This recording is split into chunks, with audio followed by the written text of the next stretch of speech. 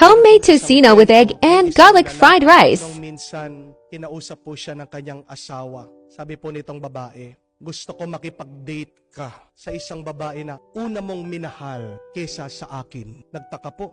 Nagkakamot po ng ulo itong lalaki. No? Sabi niya, ano kaya yung problema ng misis ko? Ano sinasabi niya? At dito po sinabi ng misis niya, ang ibig ko sabihin, yung nanay mo. Diba? Mas una mong minahal yung nanay mo kesa sa akin. Makipag-date ka naman sa nanay mo. Oo nga naman po, naalala po nitong lalaki na yung kanyang nanay, 19 years na pong balo. Ang tagal na po na mag-isa, matagal na namatay yung kanyang asawa, yung tatay nitong lalaki. At sabi po ng misis, namimiss ka na ng nanay mo. Nagpuntahan mo naman, lumabas kayo, kumain kayo sa isang restaurant. Kaya naman po, itong lalaki, tinawagan po niya yung kanyang nanay, sabi niya sila po ay magde-date kakain sa isang restaurant. Very excited po yung matanda. At pagdating po nitong lalaki doon sa bahay ng kanyang ina, pagkabukas ng pintuan, napakaganda daw po ng kanyang nanay. Very excited daw po itong matanda dahil napakatagal na nga ng panahon na hindi siya